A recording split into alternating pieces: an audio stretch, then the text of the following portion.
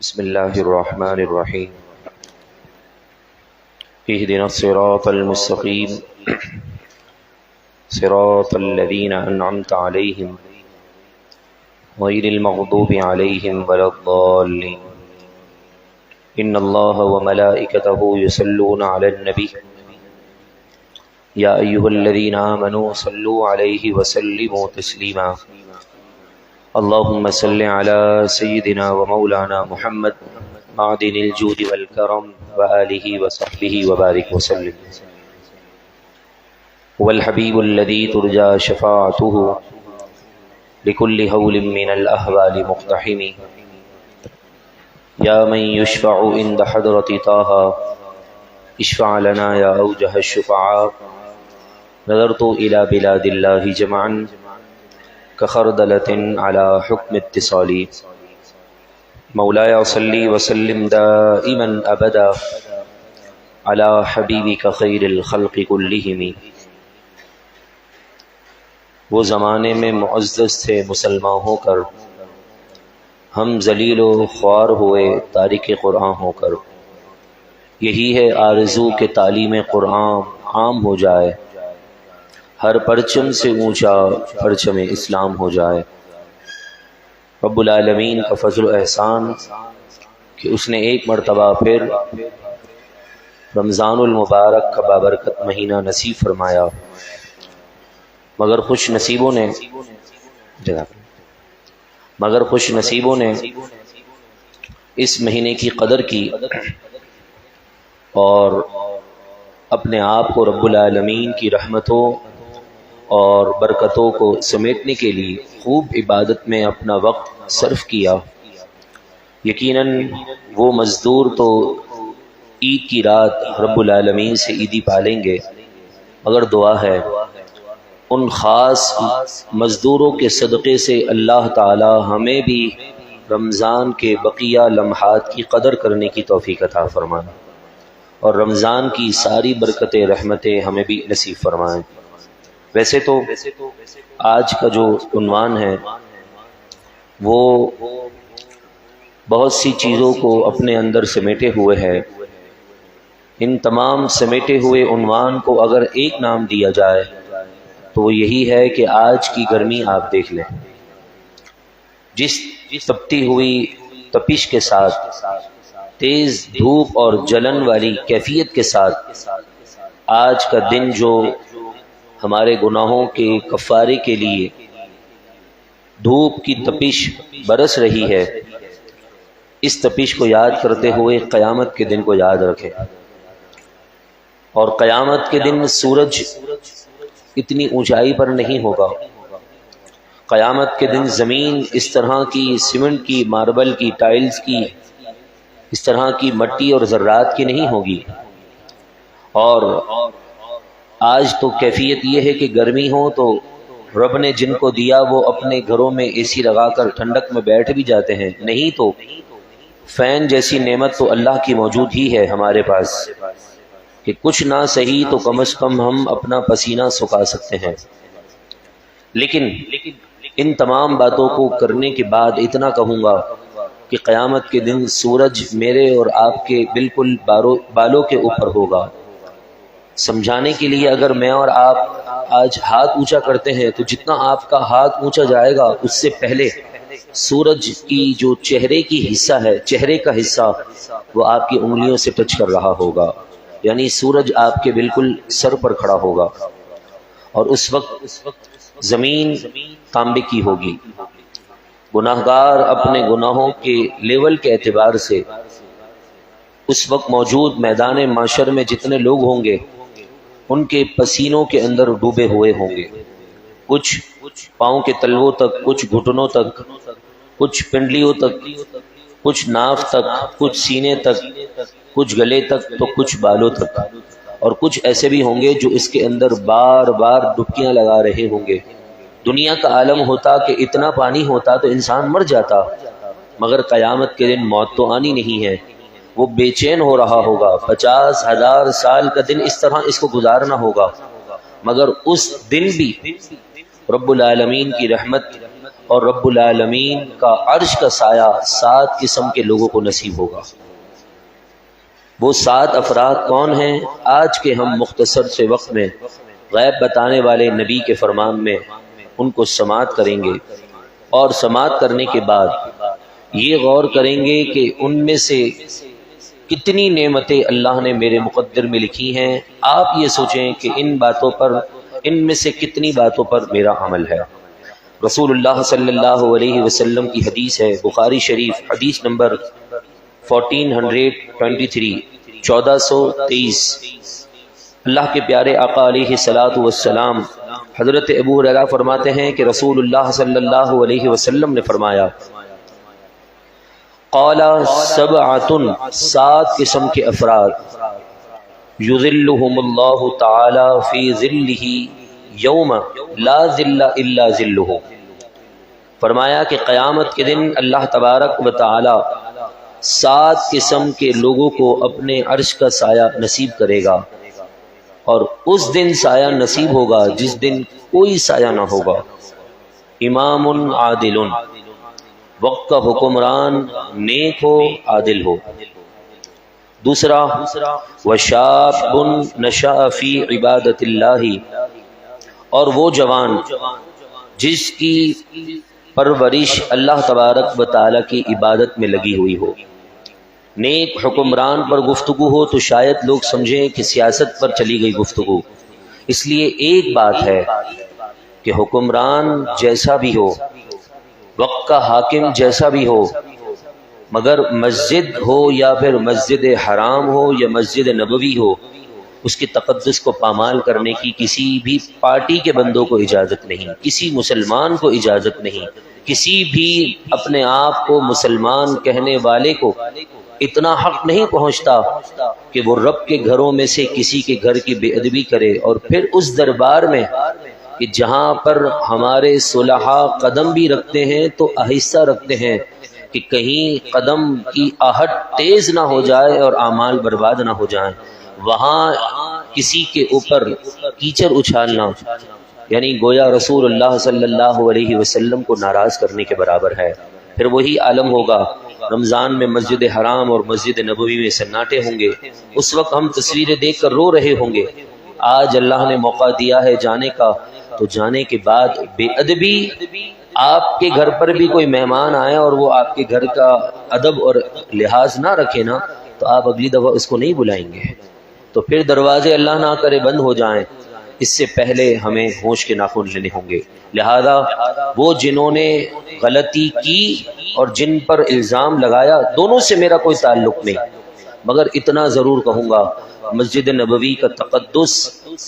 حضور علیہ الصلاۃ والسلام سے نسبت رکھنے والی ہر چیز کا ادب ہر مسلمان پر لازم ہے۔ تو فرمایا امام عادل، نیک حاکم ہو، تو فرمایا اللہ تعالی اس کی نیکی کا صلہ قیامت میں اس انداز میں دے گا کہ جہاں کوئی سایہ نہ ہوگا، رب تعالی اس اچھے حکمران کو اپنے عرش کے سائے میں جگہ عطا فرما دے گا۔ دوسرا میرے اور آپ کے لیے ہے کہ وہ نوجوان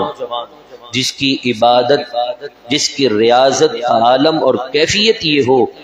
کہ اس کی زندگی کے صبح بھی رب کی عبادت میں ہو، شام بھی رب کی عبادت میں ہو، راتوں کو قیام اللیل کر رہا ہو، اٹھ کر وہ اللہ تعالیٰ کے حضور سجدے میں ہو، اور اس قدر وہ رب کو منانے کی کوشش کر رہا ہو کہ رب تعالیٰ اپنے فرشتوں کے درمیان یہ کہہ رہا ہو کہ میں نے اس کی ساری عبادت کو قبول فرما لیا ہے۔ وہ نوجوان جب قیامت کے دن جائے گا تو اللہ تبارک و تعالی اس کی عبادت کے صدقے میں اپنے کرم اور اپنے محبوب کے صدقے سے اسے اپنے عرش کا سایہ نصیب فرمائے گا۔ تیسرا، وَرَجُلٌ قَلْبُهُ مُعَلَّقٌ فِي الْمَسْجِدِ، وہ انسان کہ جس کا دل مسجد میں لگا رہتا ہو، معلق فی المسجد، رمضان میں نہیں، غیر رمضان بھی اس کی توجہ کا مرکز مسجد کو آباد کرنا ہو، رمضان ہو غیر رمضان ہو، ربیع الاول ہو کہ محرم کا مہینہ ہو، اس کی کوئی نماز قضا نہ ہوتی ہو، اس کی کوئی جماعت فوت نہ ہوتی ہو، تو فرمایا ایسا انسان اور ایسا مرد کہ جس کا تعلق مسجد سے اتنا گہرا ہو کہ ہر وقت اس کا دل مسجد میں لگا رہتا ہو، مسجد کی صاف صفائی میں، مسجد کو آباد کرنے میں، مسجد کے معاملات کو ٹھیک کرنے میں، تو فرمایا جس دن کوئی سایہ نہ ہوگا اللہ تبارک و تعالی اس انسان کو بھی قیامت کے دن اپنے عرش کا سایہ نصیب فرمائے گا۔ میں اور آپ غور کر لیں، آج جمعۃ الوداع دعوت فکر کا ہے کہ ہم غور کریں کہ ان 7 میں سے کون سے اچھے اعمال آپ کے مقدر میں ہیں اور میں غور کروں کہ میرے مقدر میں ہیں۔ پھر فرمایا وَرَجُلَانِ تَحَابَّا فِي اللَّهِ اجْتَمَعَا عَلَيْهِ وَتَفَرَّقَا عَلَيْهِ، فرمایا وہ دو نوجوان جو ملیں تو اللہ تبارک و تعالیٰ کی رضا کے لیے ملیں، وتفرقا اور تفریق یعنی جدا ہوں، الگ ہوں، تو فرمایا علیہ وہ بھی اسی پر ہوں، یعنی اللہ تبارک و تعالیٰ کی محبت میں رب کی رضا کے لیے اکٹھے ہوں، رب کی رضا کے لیے جدا ہوں، دوستی کے لیے ہاتھ بڑھائیں اللہ اور اس کے رسول کے لیے، دشمنی کریں اللہ اور اس کے رسول کے لیے۔ تو فرمایا ایسی محبت رکھنے والا جو دنیاوی کوئی غرض نہ رکھتا ہو، دین کو مقدم رکھتا ہو، رب کی رضا کو مقدم رکھتا ہو، قیامت کے دن جب وہ آئیں گے جہاں ان کے چہرے چمک رہے ہوں گے وہیں اللہ تبارک و تعالی انہیں اپنے عرش کا سایہ بھی نصیب فرما دے گا۔ یقیناً آج میرا اور آپ کا یہاں پر بیٹھنا کوئی دنیاوی غرض کے لیے نہیں، کوئی دنیاوی مقصد کے لیے نہیں، ہماری خادمین قرآن کی ٹیم کا، معتکفین کا اتنی خدمت کرنا کوئی دنیاوی مقصد نہیں۔ وَتَحَابَّا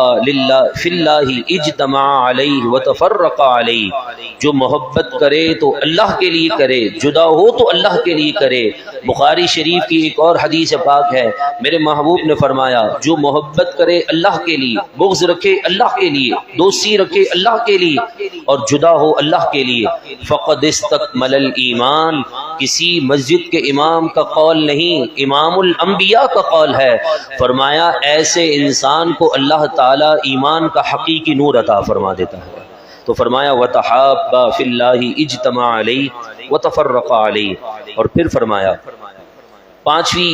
پانچواں وہ انسان خوش نصیب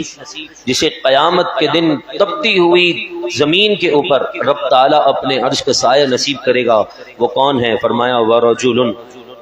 ایسا آدمی کہ دعتہ امرأتہن ذات منصب، جسے کوئی خوبصورت منصب والی، حسن و جمال والی، ذات منصب و جمال، منصب اور جمال رکھنے والی کوئی عورت کسی مرد کو گناہ کی دعوت دے، فقالا وہ جواب میں کہہ دے انی اخاف اللہ، میں اللہ سے ڈرتا ہوں اور تیری دعوت کو ٹھکراتا ہوں، تو میرے محبوب نے فرمایا ایسے نوجوان کو اللہ تعالی قیامت کے دن اپنے عرش کا سایہ نصیب فرمائے گا۔ آج میں اور آپ غور کر لیں کہ ہم گناہ کی دعوت پر لپکتے تو نہیں یا گناہ کی دعوت کو ٹھکرا دیتے ہیں۔ ہم تو اس محفل کو بھی نہیں چھوڑتے جس محفل کے اندر گانے بجائے جاتے ہیں، جس محفل کے اندر لڑکا لڑکی کو انگوٹھی پہناتا ہے، ہم تو اس دعوت کو نہیں چھوڑتے، تو ہم یہ دعوت کو کیسے ٹھکرا دیں گے؟ ہم تو اتنے لذیذ ہیں اور اتنے نعوذ باللہ من ذالک گناہ کے معاملے میں لذیذ رکھنے والے ہیں، لذت رکھنے والے ہیں کہ ایسی جہاں بھیڑ ہوتی ہے ہم گھس جاتے ہیں ہم نوجوان، تو ہم ایسی دعوت کو کہاں ٹھکرائیں گے؟ مگر ایک واقعہ سنتے ہیں، ایک نوجوان بڑا ہی خوبصورت تھا، اس کے جسم کے پسینے سے بو آنے کے بجائے خوشبو آیا کرتی تھی۔ ایک اللہ والے نے اس سے پوچھا کہ کیا معاملہ ہے، تیرے پسینے میں بھی خوشبو کیوں آتی ہے؟ اس نے کہا میں جب بچہ تھا، جوانی کے دہلیز پر قدم رکھ رہا تھا، تو اس وقت میری خوبصورتی میں بہت زیادہ اضافہ تھا، میں درزی کی دکان پر کام کرتا تھا، ایک عورت نے وہاں پر آ کر کہا کہ اس بچے کو میرے ساتھ بھیج دو، میں اسے گھر پہ لے جا کر پیسے وہاں سے دے دوں گی۔ جب میں وہاں گیا تو اس نے اپنی نیت بدل دی اور نعوذ باللہ مجھے گناہ پر ابھارنے کی کوشش کی، مگر میرے دل میں میرے رب کا خوف بہت زیادہ تھا۔ میں نے کہا مجھے 1 منٹ کی اجازت دے، میں واش روم سے ہو کر آتا ہوں۔ وہ واش روم گیا، وہاں جتنی گندگی پڑی تھی واش روم کے اندر اس نے اپنے جسم پر مل لی، منہ پر لگا دی، پورے کپڑے بھر دیے تاکہ وہ عورت قریب نہ آ سکے۔ اس نے بظاہر گندا عمل کیا، بہت غلط بظاہر دیکھنے میں عمل کیا کہ گھن آئے ایک اچھے انسان کو، مگر کیا اس نے رب کے خوف کی وجہ سے، اس گندے جسم پر گندگی لگانے کی وجہ سے جب وہ نہا دھو کر پاک اور صاف ہو گیا، اس کے بعد سے لے کر قیامت تک اس کی قبر سے بھی اللہ تعالیٰ نے خوشبو کو جاری فرما دی۔ جو رب کے لیے کرتا ہے رب تعالیٰ اسے نعمتوں سے نوازتا ہے۔ تو فرمایا وَرَجُلٌ دَعَتْهُ امْرَأَةٌ ذَاتُ مَنْصَبٍ وَجَمَالٍ فَقَالَ إِنِّي أَخَافُ اللَّهَ۔ حسن و جمال رکھنے والی صورت جسے مل گئی عورت کو، وہ منصب والی عورت کسی مرد کو دعوت دے، دعوت گناہ، اور وہ کہے کہ میں اللہ سے ڈرتا ہوں، تو فرمایا ایسے نوجوان کو بھی اللہ تعالیٰ قیامت کے دن اپنے عرش کا سایہ نصیب کرے گا۔ حضرت امام محمد کے دور میں ایک شخص کے منہ سے یہ بات نکل گئی کہ اگر میں جنتی نہ ہوا تو میرے بیوی کو 3 طلاقیں ہیں۔ وہ دور بڑا پاک دور تھا، ہمارے دور کی طرح نہیں کہ 3 کو 1 بتا کر حلال کو حرام قرار دیا جائے اور حرام کو حلال کہہ کر نعوذ باللہ من ذالک زنا کی دعوت عام کی جائے۔ ہمارا وہ دور نہیں، ہمارے دور میں ایسا ہو رہا ہے کہ 3 طلاقوں کو 1 طلاق کہہ کر نعوذ باللہ من ذالک غلط راستہ کھولا جا رہا ہے۔ وہ پاک دور تھا، سارے لوگوں کے پاس گئے، علماء کے پاس، نہ جانے کس کس نے، سب نے کہا اب تو تیری بیوی کو طلاق پڑ گئی، کیسے معلوم پتا چلے گا تجھے، کیسے تجھے اس بات کا علم ہوگا کہ تو جنتی ہے کہ جہنمی؟ اگر تو جنتی نہ ہوا تو تیری بیوی کو طلاق، اس کے لیے تجھے موت کے منہ میں جانا پڑے گا، پھر تیرا فیصلہ ہوگا، تو دنیا سے چلا جائے گا تو ویسے ہی تیری بیوی کو جو ہے وہ تیرے نکاح سے باہر نکل جائے گی۔ حضرت امام محمد جو امام اعظم ابو حنیفہ کے شاگرد ہیں، ان کے پاس یہ مسئلہ آیا، بڑے مسکرا دیے، کہا اس مسئلے میں فکر کس بات کی ہے؟ اس نوجوان کو بلایا، اکیلے میں لے گئے، کہا بتا جب تو جوان تھا تو تجھے کسی عورت نے گناہ کی دعوت دی تھی کہ نہیں دی تھی؟ اس نے یاد کرنے کے بعد کہا کہ ہاں، اس شہر کے سب سے کبیر آدمی، امیر کبیر آدمی کی بیٹی نے مجھے گناہ کی دعوت دی، میں نے ٹھکرا دی اور کہہ دیا میں اپنے خدا سے ڈرتا ہوں۔ حضرت امام محمد نے اسے سینے سے لگایا اور کہا فکر کی کوئی بات نہیں، تیری بیوی تیرے نکاح میں موجود ہے، اس لیے کہ میرے محبوب نے فرمایا ہے جو عورت کسی مرد کو گناہ کی دعوت دے اور وہ ٹھکرا دے رب کے خوف کی وجہ سے، اللہ تعالیٰ اسے اپنا عرش کا سایہ عطا کرے گا، اور قیامت کے دن جسے اپنے عرش کا سایہ رب نصیب کر دے وہ جہنمی نہیں ہو سکتا، بالآخر جنت اس کا مقدر بن جاتی ہے۔ تو فرمایا تیری بیوی کو طلاق نہیں ہوئی۔ اور اس کے بعد چھٹا وہ بندہ ہے وَرَجُلٌ تَصَدَّقَ بِصَدَقَةٍ فَأَخْفَاهَا حَتَّى لَا تَعْلَمَ شِمَالُهُ مَا تُنْفِقُ يَمِينُهُ۔ فرمایا وہ نوجوان اور وہ آدمی جب وہ صدقہ کرے، تصدق بِصَدَقَةٍ، جب وہ صدقہ کرے اس انداز میں کہ فَأَخْفَاهَا چھپ کر، حَتَّى لَا تَعْلَمَ شِمَالُهُ کہ اس کے بائیں ہاتھ کو بھی علم نہ ہو کہ ما تنفق یمینہ، کہ اس کی سیدھے ہاتھ نے کیا خرچ کیا ہے، یعنی اس قدر چھپ کر اللہ کی راہ میں دے کہ پڑوس میں بیٹھے ہوئے نمازی کو بھی نہ پتا چلے کہ آج اس نے وظیفے والے باکس میں کتنے پیسے ڈالے ہیں۔ ایسے چھپ کر صدقہ دینے والے کو، ایسے چھپ کر مال خرچ کرنے والے کو، ایسے چھپ کر اپنے رشتہ داروں کو مال دینے والے کو، میرے محبوب نے فرمایا ایسے چھپ کر صدقہ کرنے والے کو قیامت کے دن اللہ تبارک و تعالی اپنے عرش کا سایہ نصیب فرما دے گا۔ اندازہ لگائیے، ہم تو یہاں پر ایک راشن کا پیکٹ دیتے ہیں تو 100 تصویریں کھنچواتے ہیں۔ 1000 کی نوٹ دی ہے تو حضرت صاحب کا امام صاحب نام لے کر دعا کریں گے تو اگلے سال 1000 روپے ڈبے میں جائیں گے۔ ہماری سوچ اگر یہ بن جائے گی تو قیامت کے دن ہم جو ہے وہ کہاں رب کا عرش پا سکیں گے۔ یہ سوچ ہے تو بدلیے، کیونکہ 4 دن کی زندگی ہے، حالات آپ کے سامنے ہیں، کون کب ڈھیر ہو جائے، کہاں سے گولی لگے، کہاں انسان نعوذ باللہ من ذالک لسڑتا ہوا زمین پر چلا جائے اور آنکھ بند ہو جائے۔ اس دن کی گرمی سے بچنا ہے، خرچ کرتے ہیں تو اللہ کے لیے کریں، اس انداز میں کریں کہ آپ کے پڑوس میں بیٹھا ہوا، خاندان میں بیٹھا ہوا یا آپ کے پڑوس میں رہنے والے شخص کو بھی اس بات کا علم نہ ہو کہ آپ اللہ کی راہ میں کتنا دیتے ہیں۔ فرمایا چھٹا وہ بندہ ہے جو اس طرح چھپ کر صدقہ کرتا ہے تو اللہ تعالیٰ اسے اپنے عرش کا سایہ قیامت کے دن نصیب فرمائے گا۔ اور پھر فرمایا وَرَجُلٌ ذَكَرَ اللَّهُ خَالِيًا، جب اس انسان کے سامنے رب کا ذکر کیا جائے، جس طرح قرآن نے فرمایا سورہ انفال کی دوسری آیت میں کہ جب مسلمان کچھ ایسے بھی ہیں کہ ان کے سامنے جب اللہ کا ذکر کیا جاتا ہے تو ان کی آنکھوں سے آنسو جاری ہو جاتے ہیں۔ یہاں پر بھی یہی فرمایا ففاضت عیناہ، اس کی دونوں آنکھیں آنسو سے بھر جائیں، بہنے لگے رب کی محبت میں، رب کی یاد میں، رب کے ذکر میں۔ ایسے نوجوان کو بھی اللہ تبارک و تعالی قیامت کے دن اپنے عرش کا سایہ نصیب فرمائے گا۔ دعا کرتے ہیں آج کے اس مبارک اجتماع کی برکت سے اللہ تعالی ہمیں جنتی گروہ میں شامل فرما دے۔ جن خوش نصیبوں کو قیامت کے دن عرش کا سایہ نصیب ہوگا، اے اللہ ہمارا نام بھی ان خوش نصیبوں میں شامل فرما دے۔ اور جو تیرا یہاں مقبول بندہ موجود ہے اس کے صدقے سے آج مولا کریم یوم آزادی کا دن ہے، اے کن فیکن کے مالک ہمارے پاکستان کو شاد و آباد فرما دے۔ اور آج کے مبارک دن کے صدقے سے رب العالمین ہم سب کو، ہمارے گھر والوں کو محبوب علیہ الصلاۃ والسلام کے دربار کا ادب اور احترام، حضور کے مقام کو سمجھنے کی توفیق عطا فرمائیں۔ گفتگو کے دوران کوئی بات، کوئی جملہ جس سے توبہ لازم ہو رب کائنات معاف فرمائیں۔ آپ سے گزارش ہے